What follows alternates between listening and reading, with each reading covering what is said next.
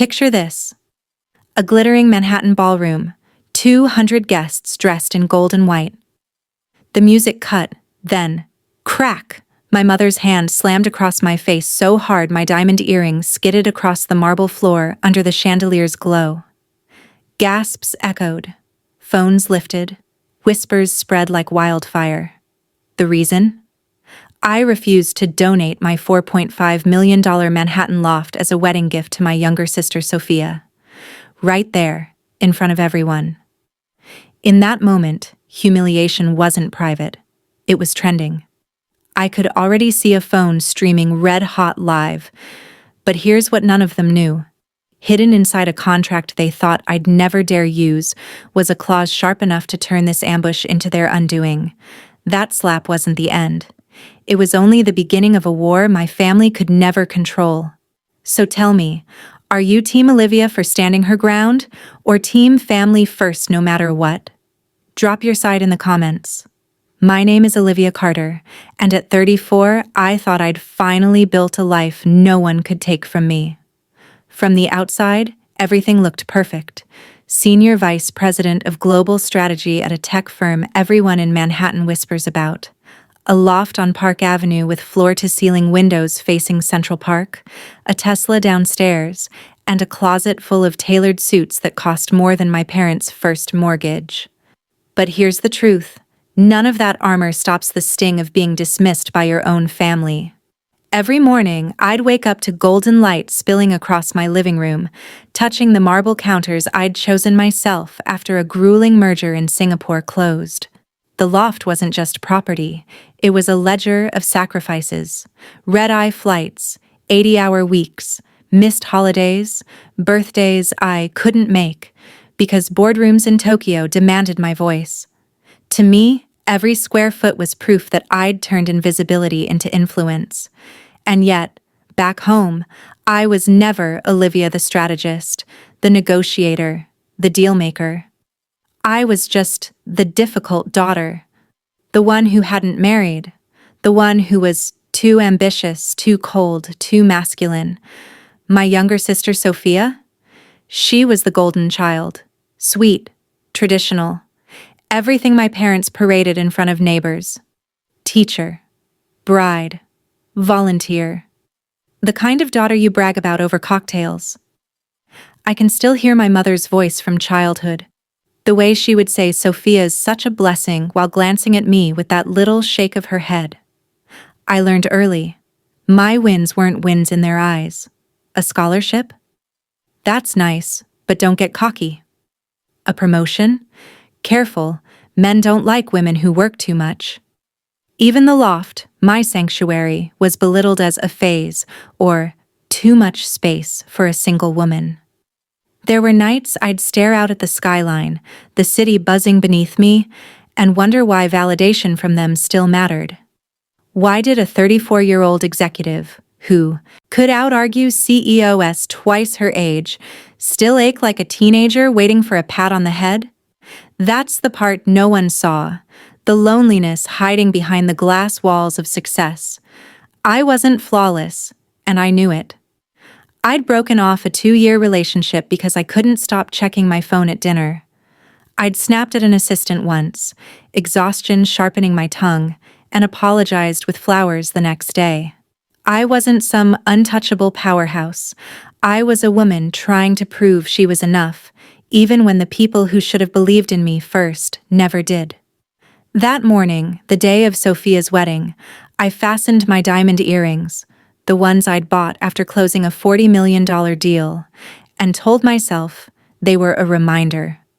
Proof I could celebrate myself, even if no one else did. The metal felt cool against my skin, grounding.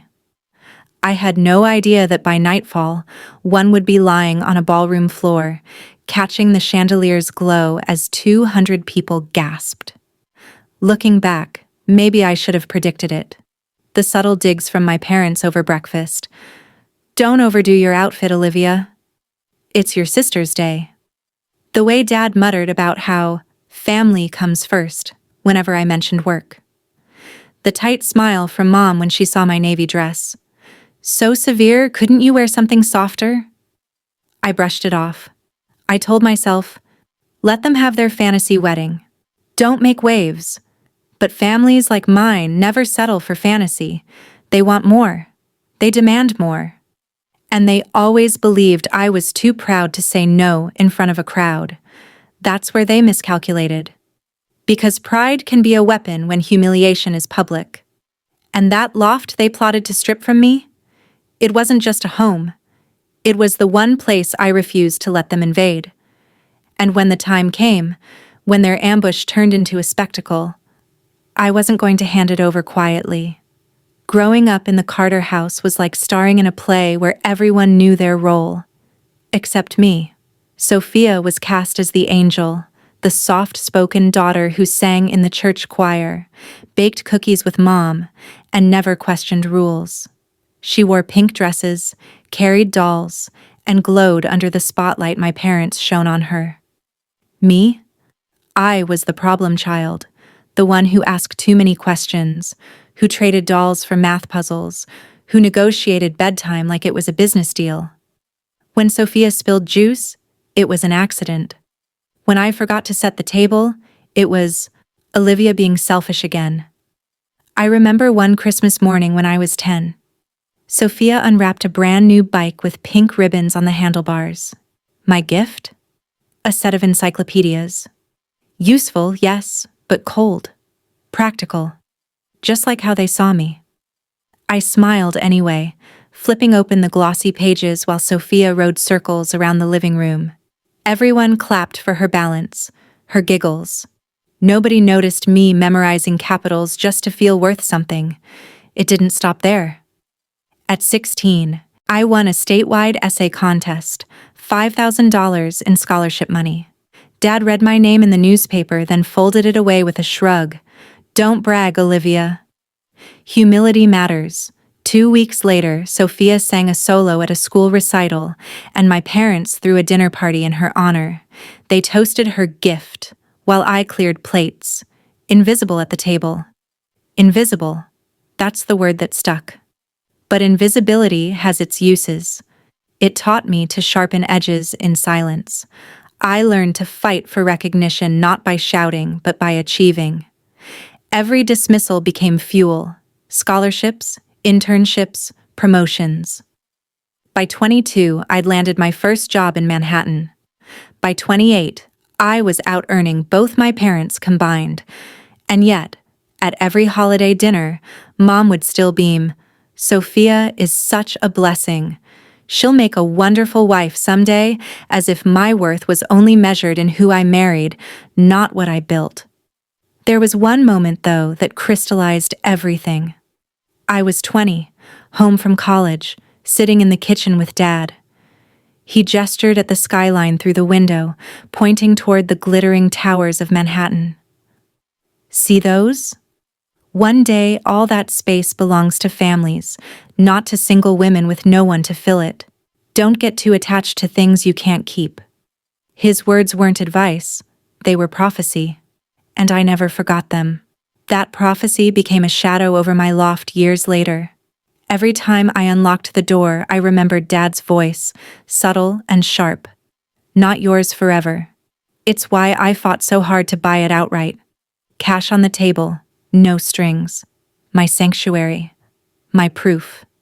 Still, part of me wanted them to notice. Wanted just once for Mom to say, "We're proud of you." I hated that need. Hated that, even as an adult commanding boardrooms, I could be undone by a single dismissive glance across a dinner table. That's the twisted thing about families like mine. They don't just wound you in childhood and let you go. They drip-feed the poison into adulthood, dressing it up as tradition, obligation, or family values. By the time Sophia's wedding rolled around, the stage was set perfectly. She would shine. I would be sidelined. And if they could strip me of my loft under the guise of generosity, even better. Invisible no more. Because what they didn't realize was that I'd been preparing for this ambush my entire life. It was supposed to be a morning of celebration. I arrived at the Grand Marquis Hotel 3 hours early. in my navy silk dress, heels clicking against marble floors. The ballroom shimmered with white roses and gold accents, Sophia's dream come to life. I'd wired $60,000 to cover half of it, though no one here would mention that. As I checked the seating chart, an absolute disaster with X's placed side by side, I heard my parents' voices drifting from behind the stage curtain. Their tones were hushed but sharp, the kind that makes you stop breathing so you won't miss a word. After the toast, Dad whispered, "We'll announce it. It'll be perfect." My stomach tightened. "Are you sure Olivia will agree?" Mom's voice followed, syrupy and calculating. "She won't have a choice," Dad said flatly. "Not in front of 200 people. She's too proud to cause a scene. We'll frame it as her wedding gift to Sophia." My fingers went cold around the seating chart. "And what does she need that loft for anyway?" Mom scoffed. "It's not like she has a family to fill it. Sophia and Brian deserve it. It'll start their marriage right."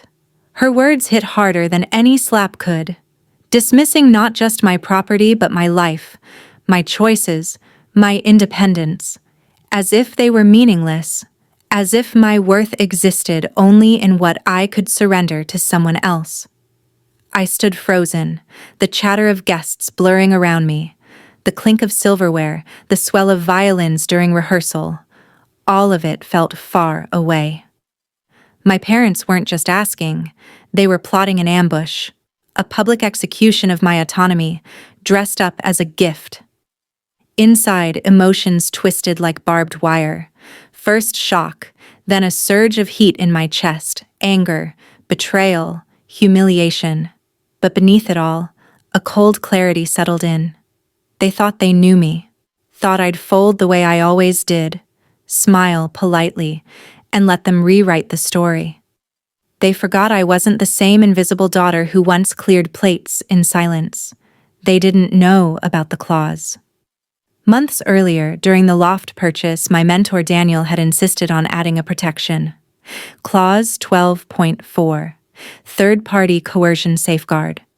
At the time, I laughed it off. "It's just my family, Daniel." Difficult, yes.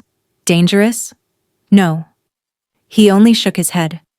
"Success makes people bold, Olivia, especially those who think they own you." Now his words echoed like a warning bell. I slipped my phone from my clutch, scrolling to the saved document Daniel had sent. The clause was right there, black and white, ironclad. Proof that if anyone tried to force me to give up my loft under pressure, the company could step in to protect me. Proof I wasn't defenseless. Still, my hands trembled, because contracts couldn't numb the sting of knowing your own parents were about to turn your life into theater. Contracts couldn't erase the ache of being offered up like a prop at your sister's wedding. I stared at the ballroom doors, at the hundreds of chairs draped in white silk, at the glittering chandelier overhead. My diamond earrings, cool against my skin that morning, suddenly felt heavier, like anchors, like foreshadowing. They had no idea that their perfect ambush was about to ignite something far more dangerous than a spoiled wedding toast. Because I wasn't just Olivia, the difficult daughter. I was Olivia Carter, the strategist who'd outmaneuvered CEOs across 3 continents. And if they wanted a war, I would choose the battlefield. And I never lost. Battles I chose. I left the curtains slowly, my pulse hammering in my ears. The ballroom was buzzing, waiters carrying trays of champagne, bridesmaids adjusting bouquets, Sophia laughing in her perfect white gown. I smiled at no one, my face an unreadable mask, while inside, my world tilted. They were really going to do it. Announce my loft as if it were theirs to give. Announce me, my sacrifice, as a prop for Sophia's fairy tale.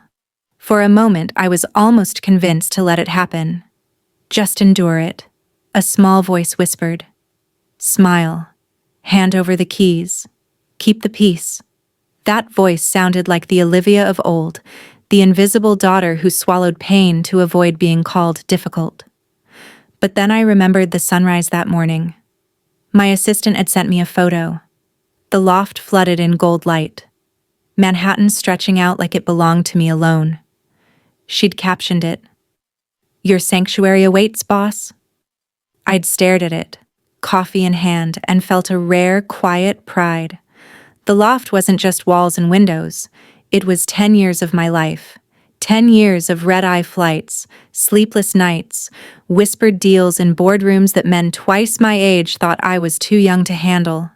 10 years of carving out a space no one could touch. I couldn't give that up. Not even for peace. Still, doubt gnawed at me. What if they're right? What if I really don't need all that space? What if keeping it makes me selfish? That's the cruelest trick of family betrayal. It makes you question yourself more than them. I stood by the ballroom window, staring at the city skyline glittering beyond. Somewhere out there, my loft towered above the noise. A place where my worth wasn't measured in marital status or willingness to sacrifice. A place where I wasn't someone's disappointment. The chandelier above me shimmered, its light catching the navy silk of my dress. I touched my earring, cool against my skin. A reminder. I'd earned this. Every shimmer, every carat, every square foot. Proof I existed beyond their narratives. And yet, my throat tightened. Because deep down, I still wanted their approval. Wanted Mom just once to say, "We're proud of you." The ache was raw, embarrassing. I hated that it lived inside me, even now. Tears burned at the edge of my eyes, but I blinked them back. I could break down later. Not here, not in front of them. So I breathed. In, out. And with that breath came clarity.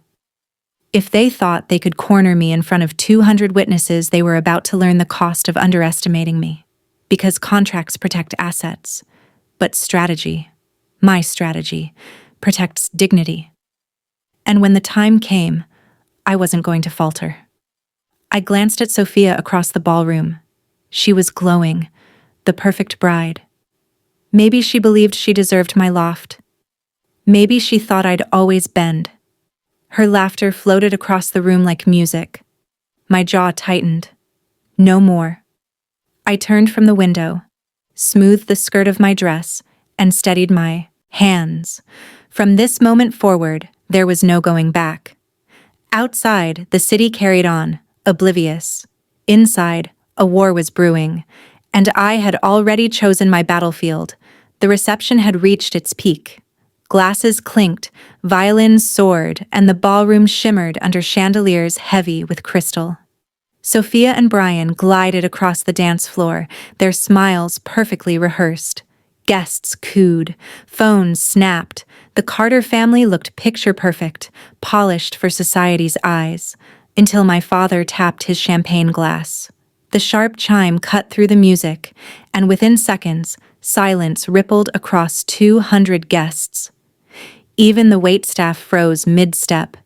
Dad stood tall, his tuxedo tailored, his smile wide and theatrical. "Before we continue celebrating," he boomed into the microphone, "your mother and I have a very special announcement."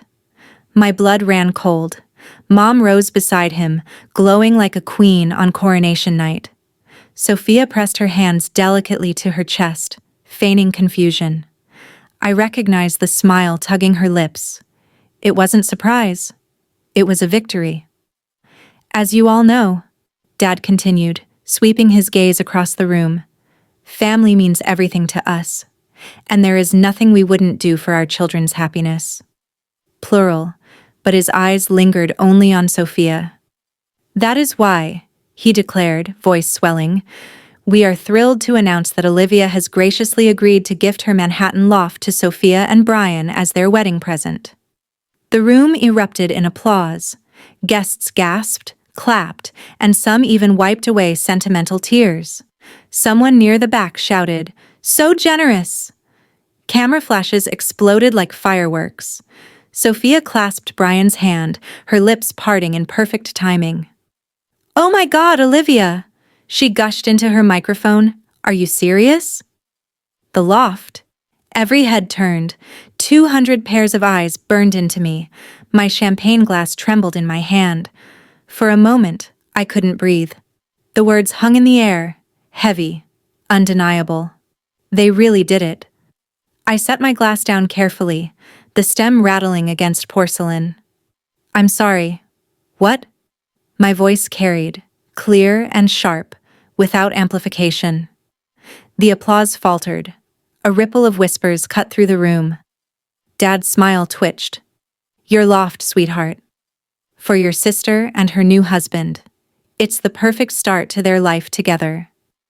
This wasn't discussed with me, I said. Tone level, professional, each syllable a blade. Gasps. More whispers. Phones lifted higher. Don't be selfish on your sister's day, Dad snapped, his microphone magnifying the word selfish until it echoed across marble and glass. Mom grabbed the mic from him, her face flushing. It's a family gift. From all of us. You're making this difficult, Olivia, difficult. That word again? My title for life. It's my property, I stated simply, and I haven't agreed to anything. The applause died. A heavy silence settled, broken only by the whir of a camera flash. Sophia's eyes brimmed with tears, perfectly timed, shimmering under chandelier light. Olivia, I thought you'd want me to be happy. Her voice quivered, fragile. The crowd murmured sympathetically. Poor Sophia, rejected by her cruel, cold sister. My throat tightened, but I forced my voice steady. Your happiness doesn't require taking my home. Gasps rippled again. Someone near the front clutched their pearls. Dad's face reddened. It's just a property. You can buy another one. Then you buy her one, I shot back.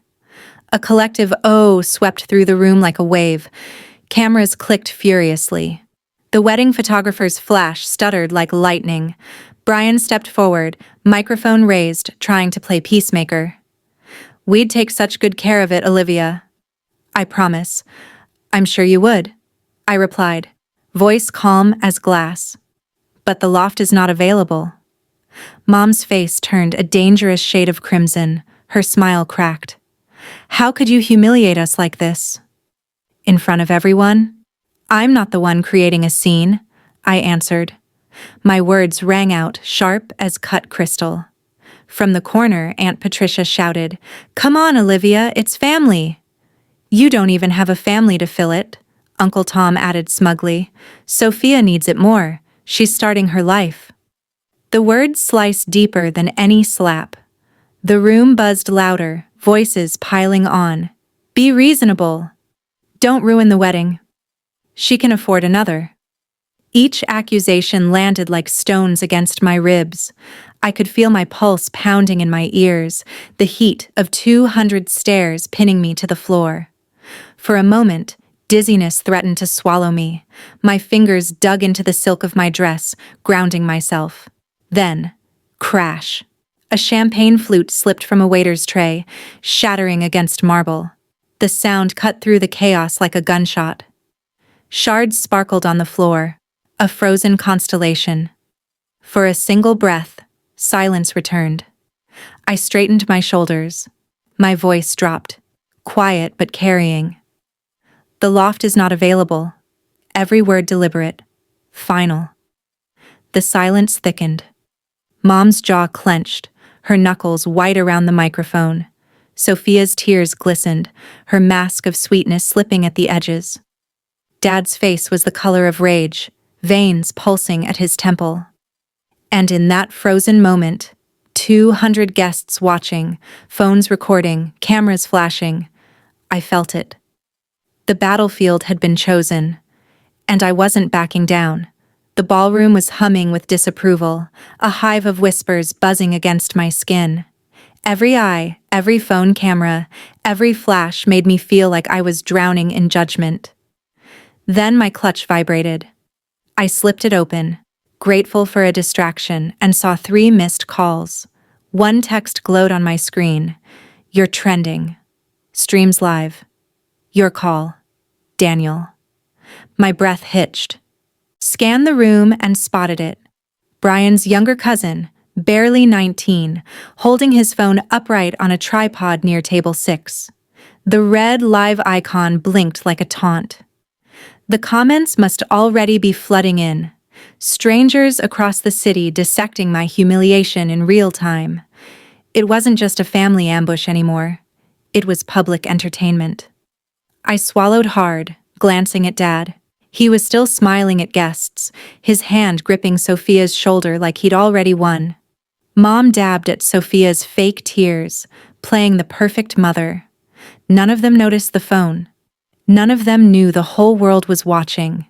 Heat flushed my face, the sting of the earlier slap pulsing again as if on cue. My diamond earring, the one that had skidded across marble moments before, still felt heavier on my ear, an anchor tying me to reality. I typed back quickly under the tablecloth. Wait for my signal. My thumb hovered, shaking. If I gave Daniel the green light, there would be no going back. For a split second, doubt rushed in like poison. Maybe I should just surrender. Maybe I can survive one more public humiliation. Smile, hand it over, buy another loft, move on. But then I remembered Dad's voice from years ago, pointing at the skyline. All that space belongs to families. Not single women like you. And Mom's words minutes ago. She doesn't need it. She has no family to fill it. They weren't just stealing property. They were erasing me. The comments from relatives still rang in my ears. Selfish, difficult, ungrateful. As if they'd rehearsed it. But the live stream shifted everything. The world could finally see the truth. The daughter they painted as heartless was the only one fighting to keep what was hers. The irony twisted sharply in my chest. All my life, they'd dismissed my achievements as exaggerations, illusions. Now their own cruelty was being broadcast, pixel by pixel, to anyone with Wi-Fi. Dramatic irony in real time. I took a slow breath, my hands steadying. Strategy over panic. That was my strength. I pictured the loft again. Morning light across polished stone, the skyline spread like a crown beyond the glass. That place was my sanctuary, but it was also my line in the sand. If I gave it up here, under pressure, I'd never recover. Not in their eyes, not in mine. My pulse slowed. Clarity returned. I typed 2 words. Stand by. Sliding my phone back into my clutch, I lifted my head. The chaos of the room blurred, sound dropping away until all I heard was the steady thud of my heartbeat. For the first time that night, I felt control slipping back into my grasp. Mom leaned into her microphone again, her smile brittle. Olivia, stop being dramatic. Just hand Sophia the keys. It's such a small thing. No, I said, calm and final. Gasps, again. But beneath them, I thought I caught something else. A murmur of unease, a few guests shifting in their seats, realizing this was more than a spat. The live stream. Light must have been catching some attention now. Sophia's mascara-streaked tears glistened as she looked at me like I'd killed her. How could you do this to me? On my wedding day? I almost laughed, theatrical as always, but I didn't. I kept my face smooth, my voice even.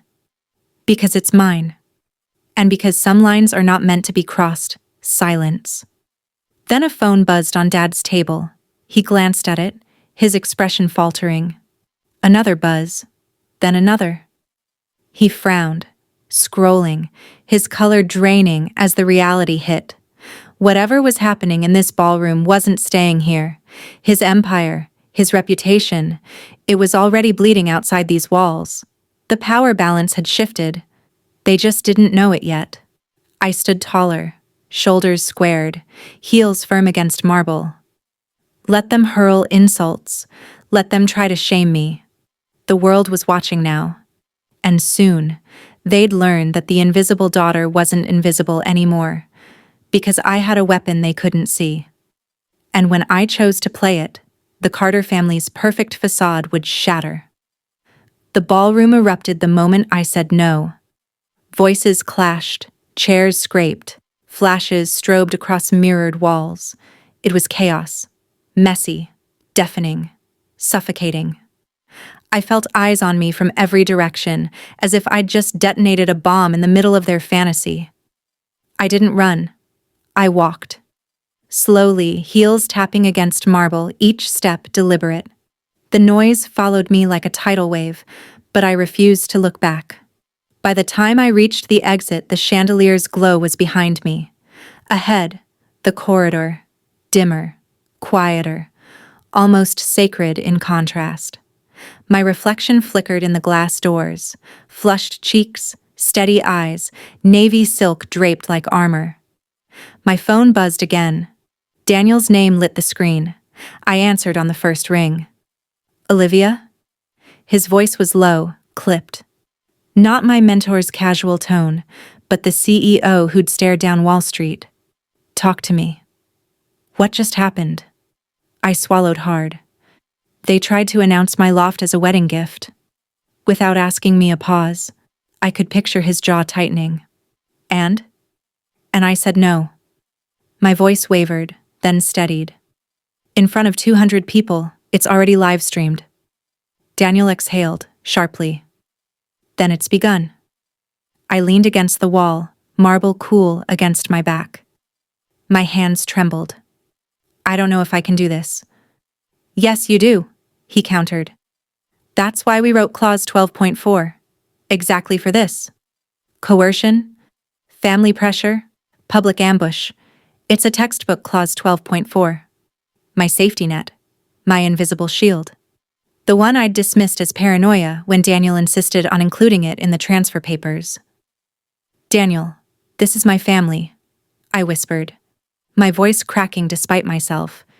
If I use this, I destroy them. They destroyed themselves the moment they tried to strip you of your autonomy, he said flatly. Listen, Olivia, you've outnegotiated men who own skyscrapers. You've built divisions across continents. Yet the only place you doubt yourself is here, because they raised you to. His words cut deep because they were true. I pressed my eyes shut. Behind them, memories blurred.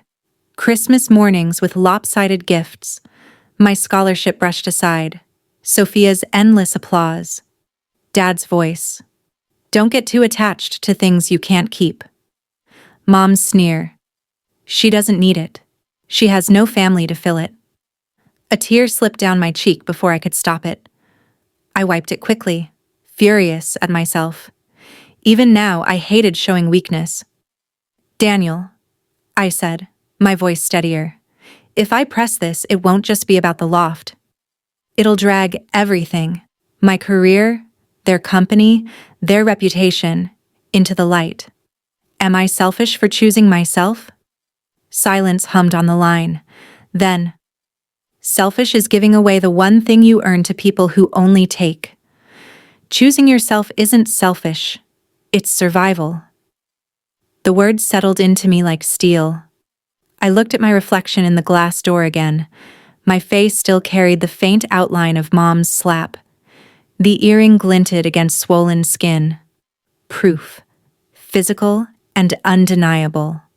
Proof that blood ties didn't soften cruelty. They sharpened it. Inside the ballroom, a swell of voices rose again. Someone shouted my name. Another cheer, this one laced with disapproval. I imagined Sophia's crocodile tears, Mom's fury, Dad's panic. They thought I'd broken. They thought I'd walk away humiliated. But humiliation is temporary. Consequences are permanent. I took a breath, slow and deep. The corridor light flickered overhead, buzzing faintly. My heels pressed into marble, grounding me. For the first time that night, the fear cleared. What replaced it wasn't anger, but something colder. Resolve. Daniel, I said softly, if I give the signal, how fast can you move? 45 minutes, he answered without hesitation. I have legal on standby. 2 lawyers. Paperwork ready. We'll walk into that ballroom and make them choke on the contracts they never read. 45 minutes. That was all it would take to flip the script, to turn humiliation into reckoning. I thought of my loft again, bathed in sunrise, quiet, untouchable. My sanctuary. My line in the sand. If I surrendered it now, I'd never look at those windows the same way again. It wouldn't be home. It would be a monument to my cowardice. I tightened my grip on the phone. "Do it," I whispered. "Are you sure?" Daniel asked. My lips curled into something between a smile and a snarl. Green light, execute contingency silence followed, heavy and electric. Then, understood. Brace yourself, Olivia. The war starts now. The line clicked dead. I stood there in the quiet corridor, heart pounding, ears still ringing from the chaos behind me. The chandelier light bled through the glass, muted, fractured. In the distance, applause swelled again as if trying to cover the truth. But I wasn't invisible anymore. I had chosen. And when I walked back through those doors, they'd see exactly who I'd become. The ballroom was still humming with whispers when the double doors swung open. Every head turned. Daniel Wu entered like a blade slicing through silk. Black Armani suit, polished shoes striking marble, 2 attorneys flanking him with leather briefcases in hand. The chandelier light caught his cufflinks, throwing sparks across the stunned faces of 200 guests. For a second, the room didn't breathe. Then gasps erupted. I stood frozen near the corridor's edge, half in shadow, watching. "Richard," Daniel said, his voice carrying without a microphone, calm, measured, lethal. "We need to clarify a few things." My father's face drained of color. He rose slowly, as if standing might steady him. "Mr. Wu, what are you doing here?" "I was invited," Daniel replied smoothly, eyes flicking to me. "By someone who happens to be far more important than you've realized." Mom clutched Sophia's hand, confusion etched in her glare. "This is a family matter." "No," Daniel cut in. "This became a corporate matter the moment you tried to coerce my vice president into surrendering her property on a live stream." The word hung in the air. Vice president. The crowd stirred. Gasps, whispers, a dozen phones lifted higher to capture the moment. "Vice president?" Uncle Tom muttered. "She's not." "She is," Daniel said crisply, pulling a folder from his attorney's hand. "Senior Vice President of Global Strategy. She oversees our entire Asia-Pacific expansion, the Singapore deal, Tokyo's branch, Samsung partnership, all hers." Camera flashes popped like gunfire. Relatives who once mocked me as just ambitious now blinked in disbelief. Mom's face twisted. "You're lying." "She's exaggerating. She always exaggerates." "Enough," Daniel snapped, his tone steel. "Mrs. Carter, this is a documented fact." "And that loft you tried to gift to your other daughter?" "It isn't just a loft. It's a corporate asset, transferred as part of Olivia's executive compensation package." With protections, he tapped the folder, sliding a sheet across the head table. The microphone picked up the hiss of paper against linen.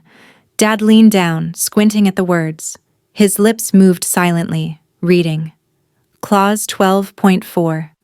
The blood drained further from his face. "This is outrageous," he stammered. "You can't." "Oh, I can," Daniel interrupted, his voice rising just enough to command the entire ballroom. Clause 12.4. If any executive is forced under duress to surrender corporate assets, Hayes Global reserves the right of first refusal and legal intervention. This ambush, this public coercion, captured live, no less, activates that clause. The audience murmured. A bridesmaid whispered, "It's trending already. 20,000 views." Someone else muttered, "She's protected." Legally protected. Sophia's mascara streaked as she gasped. "Olivia, you planned this? You wanted to humiliate me on my wedding day?" I stepped forward then, heels steady against the marble. "No, Sophia. I wanted to attend your wedding quietly. You and Mom made this public the moment you tried to steal what's mine." The room erupted again, half in gasps, half in whispers. Some guests averted their eyes, ashamed. Others looked at me with something I hadn't seen in years: respect. Mom rose, grabbing the microphone with a trembling hand. "Everyone, please, don't be fooled by legal jargon. This is just paperwork. Olivia is being selfish, as always. Family means sacrifice." Daniel's attorney stepped forward, voice sharp. "Selfishness is demanding property that isn't yours in front of 200 witnesses. That's extortion under civil law." The crowd froze. Even the waiters set their trays down. Dad's voice cracked, desperate now. "Please, Daniel. Don't do this. Not here." "You made it here," Daniel said coldly. He turned, addressing the entire ballroom like a board meeting. "Let me be crystal clear. Olivia Carter is not an accessory to your daughter's wedding. She is one of the most valuable executives in this city. She will not be humiliated, coerced, or stripped of her property. Not by family, not by anyone." The silence after his words was deafening. Then, applause. It started tentatively from the back. A young cousin, then another, then a guest I barely knew. Soon, a pocket of claps broke the tension. The sound wasn't unanimous. Many relatives scowled, but it was enough. For the first time, the applause wasn't for Sophia. It was for me. Sophia's face twisted. "You're ruining everything," she hissed. "No," I said quietly, though my voice carried. "I'm reclaiming what's mine." Daniel closed the folder with a sharp snap. "Mr. and Mrs. Carter, you now have 48 hours to issue a public apology. Recognize Olivia's achievements, acknowledge her rights, and retract this farce. Or the board will convene, and I promise you, the consequences will be catastrophic." Gasps swept again. Phones filmed every word. My father swayed slightly, gripping the tablecloth like it could keep him upright. Mom's knuckles whitened around the microphone, her fury barely contained. Sophia looked between them, her perfect bride's mask cracking at the edges. And me? I stood taller, the sting of that earlier slap fading into something else. Power. The battle wasn't over. But for the first time, it was being fought on my terms. The folder snapped shut, and with it, the air in the ballroom seemed to collapse. For a heartbeat, no one moved.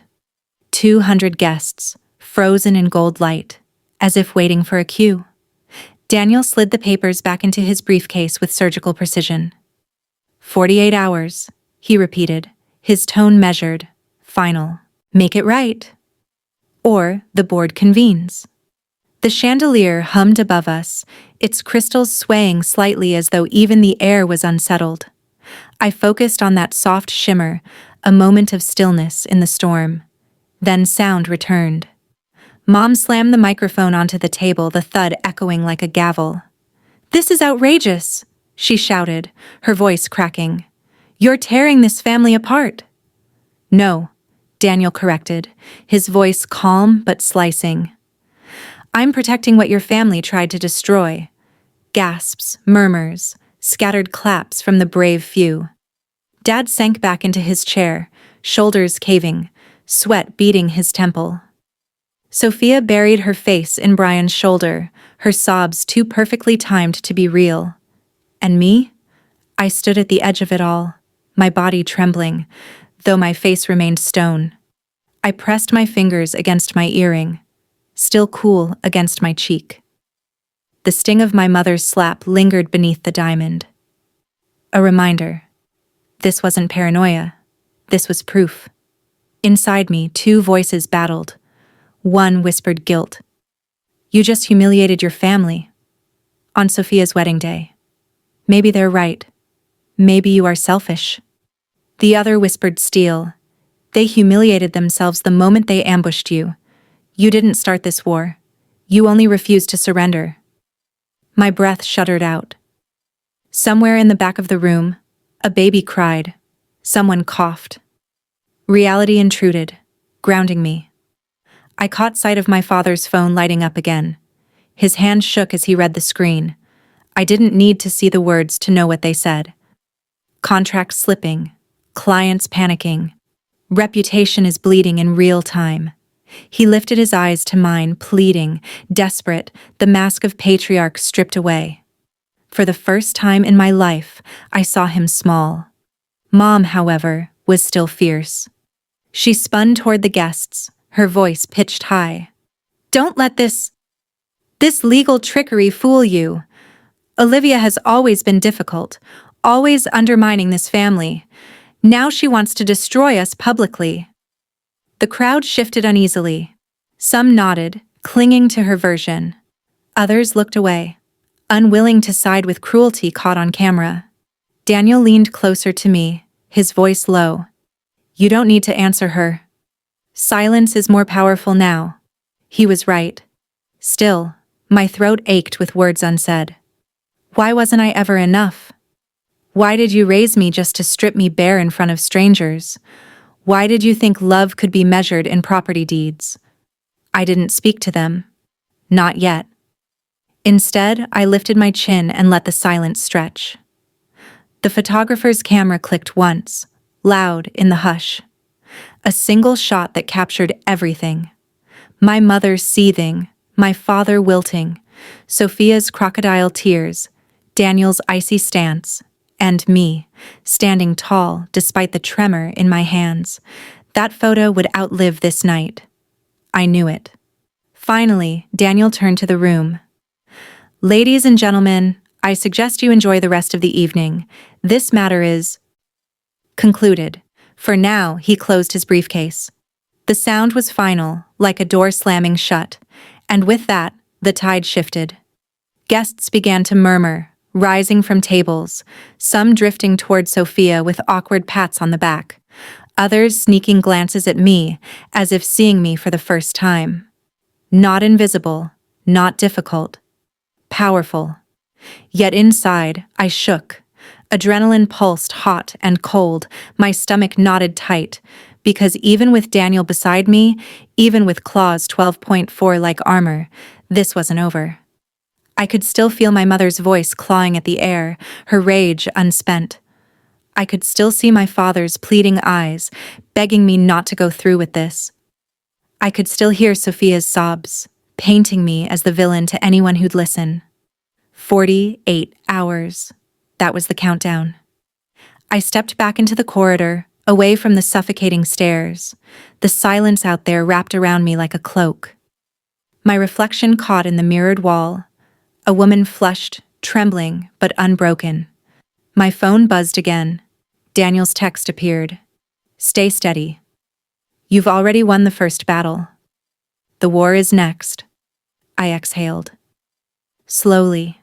And then I turned toward the camera, my voice steady, knowing every word would echo beyond this night. Family doesn't ambush family, I said softly, but loud enough for those still filming. If they can betray me in public, I can defend myself in public. Boundaries matter, even when blood doesn't honor them. Gasps again. Someone whispered, she's right. And here's where you come in. Because watching this, you have to decide. Do you believe family loyalty justifies betrayal? Or do you believe, like I do, that self-respect comes first? Drop your side in the comments. Are you Team Olivia, standing firm even when it hurts? Or Team Family first, no matter the cost? Choose. I want to know. The chandelier above me flickered once, light scattering across marble like broken glass. A warning, a promise, 48 hours, and every second would matter. By the time I reached my loft that night, the city was already buzzing with my name. The live stream had gone viral. 500,000 views in less than 3 hours. Headlines exploded across Twitter and Instagram. Bride's family demands sister's $4.5 million loft. Public slap ensues. The video of my mother's hand connecting with my face was looped into GIFs, slowed down for dramatic effect, dissected in comment threads. Some mocked. Most condemned. And the real damage had just begun.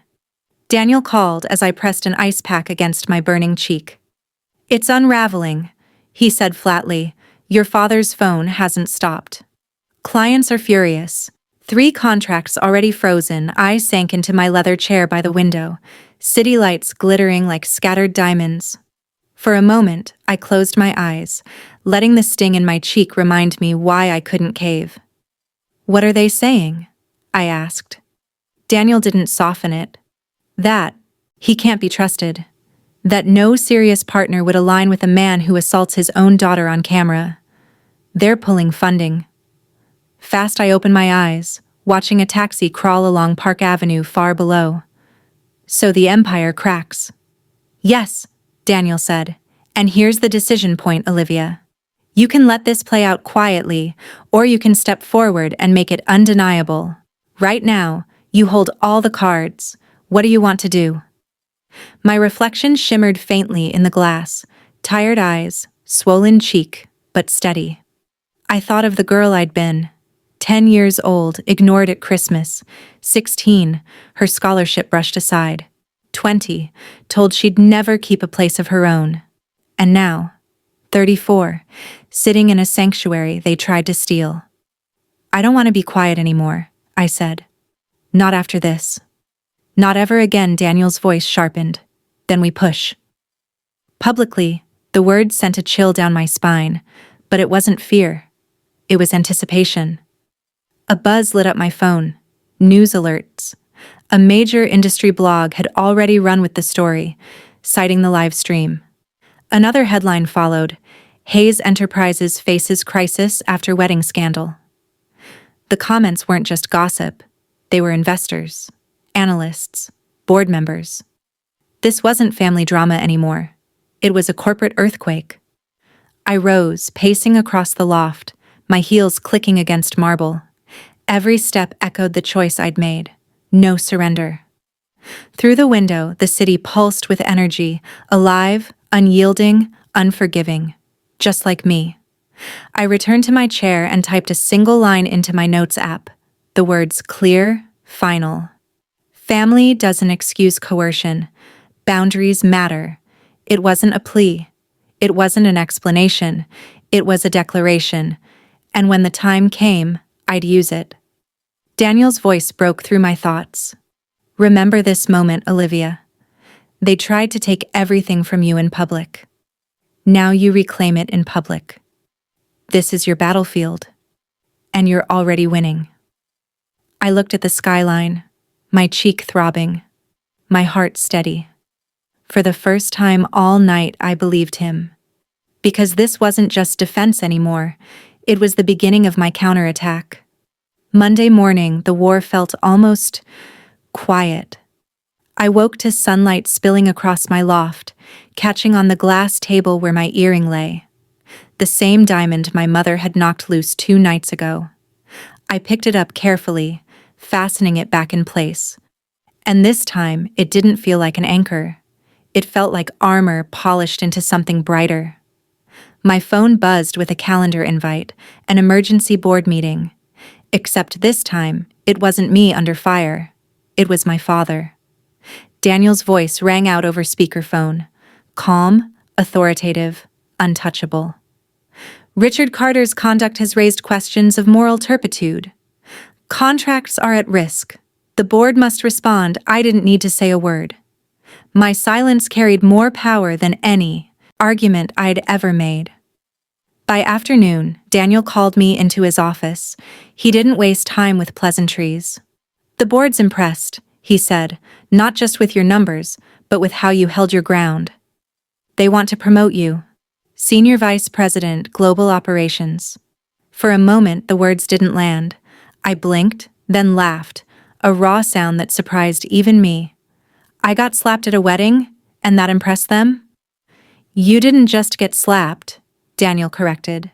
"You refused to break. That's leadership." The promotion came with stock options, enough to buy another loft if I wanted. But I didn't. The one I had was perfect. Not because of its price, but because of what it symbolized. Every battle I fought alone and won. That night, I poured a glass of wine I'd been saving for a special occasion and toasted my reflection in the floor-to-ceiling windows. For once, I didn't see the invisible daughter. I saw the woman who'd chosen herself, loudly, unapologetically. And then, slowly, something shifted. The next weekend, Rachel, my oldest friend from college, insisted I join her family dinner. "You've carried enough weight alone," she told me. Her daughters greeted me with hugs and questions about my fancy job, their laughter filling the room like sunlight. Sitting at their table, surrounded by warmth that didn't demand sacrifice, I felt something I hadn't in years: belonging. This was family. Not by blood, but by respect. By choice. I began spending more evenings with them, and with colleagues who celebrated wins together instead of competing for scraps of approval.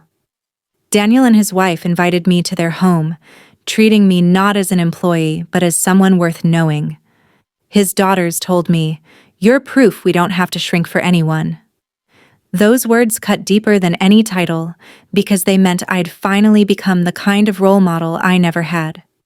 In therapy, something I'd finally allowed myself after the chaos, I admitted the truth.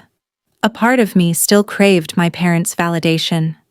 My therapist smiled gently. "It's natural to want it. But you don't need it anymore." She was right. Every morning, I returned to my loft, coffee in hand, and watched the sunrise bleed across Manhattan. The same view I'd almost lost. The same sanctuary they'd tried to claim. But now, it wasn't just proof I'd survived. It was a promise. I'd never let anyone erase me again. For the first time, I wasn't waiting for their approval. I wasn't chasing applause that would never come. I had found something better. Peace. 6 months later, the dust had settled into a new reality. My father's company limped on, but it never recovered its shine. He aged 10 years in half a year. His shoulders were permanently hunched under the weight of contracts lost to scandal. Through mutual contacts, I heard he'd finally started therapy. Too late to rewrite my childhood, but at least a step toward facing his failures. My mother, however, doubled down. She stormed across social media, branding me ungrateful, poisoned by corporate culture, twisting herself into the victim. But the internet had already judged. Screenshots of the slap circulated whenever she tried to spin the narrative. The truth was immortalized in pixels, and no rant could erase it.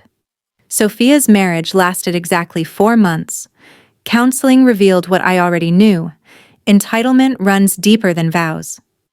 Brian's family, unwilling to shoulder that weight, quietly pulled away. Their divorce papers landed with a thud, barely making news after the viral storm. She texted me once, "You ruined everything." I replied simply, "I didn't ruin anything. I just refused to be erased." As for me, the promotion blossomed into influence. I was featured in Forbes 40 Under 40, not as the daughter who fought her family, but as the strategist who redefined expansion into Asia Pacific. The article didn't mention the slap. It didn't need to. My work spoke louder. And yet, the real victory wasn't the promotion or the headlines, or even the financial security. It was the quiet mornings in my loft. Coffee in hand, standing before the same floor-to-ceiling windows, the city glowing in sunrise. My earring caught the light in the glass, just as it had that night when it flew across the marble. Circular, complete. A reminder that what once symbolized humiliation now shone as resilience. I wasn't perfect. I still had scars, both on my cheek and deeper, invisible ones. There were nights I woke from dreams of my mother's voice, nights when loneliness clawed at me. But now I had tools, friends who answered when I called, a chosen family who set extra plates at dinner without question, a mentor who treated me as an equal, not a pawn. I'd learned the hardest truth. Blood doesn't guarantee respect, and respect is the only foundation real family can stand on. So here's my question for you. When family betrays you, when they demand more than they ever gave, when they call your boundaries selfish, when they try to strip you bare in public, what do you do? Do you surrender for the sake of peace, Or do you choose yourself, even when it costs you the family you thought you needed? Because I chose myself, and it saved me. Now it's your turn to choose. Are you Team Olivia, standing firm no matter how much it hurts, or Team Family First, believing loyalty should excuse betrayal? Drop your side in the comments. If you've ever had to draw a boundary with family, share your story. Someone out there needs to know they're not alone. Remember, your worth isn't defined by approval. Your peace is non-negotiable. And sometimes the most powerful revenge isn't rage, it's living free, unapologetic, and untouchable. Every sunrise through these windows reminds me, I didn't just keep my loft. I kept myself. And that's something no one can take away. When I look back now, it almost feels like another lifetime. The ballroom, the slap, the gasps of 200 guests. For years, I feared that one humiliating night would define me forever. But it didn't. Because the story didn't end with my earrings skidding across marble. It didn't end with whispers calling me selfish. It ended here, every morning in my loft, coffee warming my hands, watching the sun rise over Manhattan. That's the circularity of it all. The same diamond that once symbolized shame now catches the light as proof of resilience. The same loft they tried to strip away became the sanctuary that saved me. The lesson is simple, but brutal. Blood doesn't excuse betrayal. Family that demands you burn yourself to keep them warm isn't family, and self-respect? It isn't optional. It's survival. I won't pretend it was easy. The price of choosing myself was high. I lost the illusion of a family I'd been chasing my whole life. I lost the chance, maybe forever, of hearing my mother say, "I'm proud of you." That wound will never fully close. But what I gained was worth everything. Freedom, peace, the certainty that I never again have to measure my worth by someone else's approval. And now I want you to think about your own story. Have you ever been cornered by people who should have protected you? Have you ever been told your boundaries made you selfish? Have you ever given away pieces of yourself just to keep peace? If the answer is yes, you already know how heavy that silence feels. But here's the truth. You don't owe anyone your success, your property, or your peace of mind, simply because you share DNA. You don't have to tolerate humiliation disguised as family love. So I'll ask you one last time. Are you Team Olivia, choosing dignity no matter the cost? Or Team Family First, believing loyalty should excuse everything? Drop your side in the comments. I want to see who's willing to stand their ground. And if you've ever fought for your worth, share your story. Because stories like mine, like yours, remind people everywhere that they're not alone. Don't forget to like, subscribe, and send this video to someone who needs to hear. Your peace is non-negotiable. Your boundaries matter. And your worth was never theirs to decide. From betrayal to peace, from that slap under the chandelier to this sunrise over Manhattan, I proved to myself that I could choose me. And if I can, so can you.